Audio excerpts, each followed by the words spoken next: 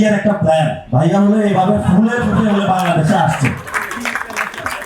এখন যখন আইসা বলছে যে আমি শহীদ ওসমান হাদির বিচার করব, যখন আইসা বলছে বাংলাদেশে সকল জুলাই হত্যাকাণ্ডের বিচার হবে, যখন বাংলাদেশে উনি বলছিল যে আপনারা ভোট দেন, আমি জুলাই সনদ বাস্তবায়ন করবো গণভোটে, এটা বলার পরে ভাইয়াকে সবাই এভাবে দেখছে বিএনপিকে যে এটা সুন্দর।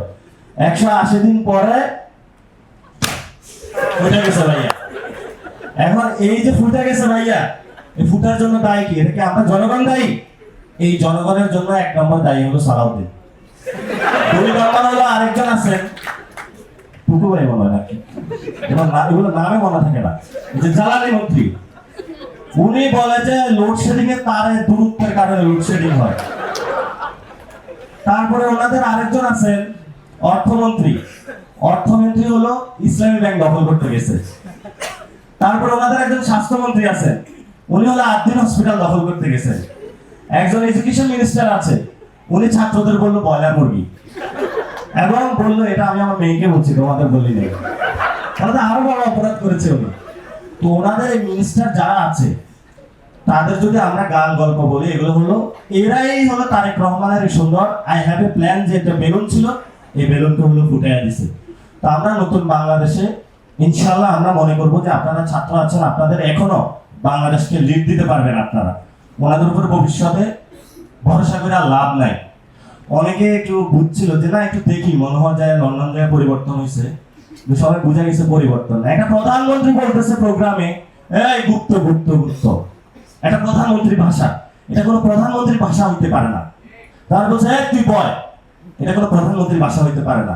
একজনে বলছে যে আমার তো ক্ষুধা লাগছে, আমিও সকাল থেকে খাইনি, এটা হলো প্রধানমন্ত্রীর ভাষা। আপনি খাইছেন নাকি খাইছেন ওটা আমাদের দেখেন না, যে খায় নেয় তারা হলে আপনার দিতে হবে। তো আমরা আশা করবো যে আপনারা আজকে একটা সুন্দর প্রোগ্রাম করেছেন, ভবিষ্যৎ বাংলাদেশ এগিয়ে যাবে। শহীদ ওসমান হাদির আজাদির লড়াই চালিয়ে নিতে হবে। কে ওসমান হাদির অনুসারী, এটা হলো মাঠে প্রমাণ হবে ইনশাআল্লাহ। কারা আজাদির লড়াইতে থাকবে, কারা জনগণের পক্ষে থাকবে। আর বাংলাদেশে আমরা জামাত বিএনপি এনসিপি বুঝি না, বাংলাদেশে 2টা পক্ষ। একটা হলো বাংলাদেশে যারা ভালো মানুষ, আর একটা হলো বাংলাদেশে যারা টেন্ডারবাজ। একটা হলো বাংলাদেশে ভালো মানুষ, আর একটা হলো বাংলাদেশে যারা দখলবাজ।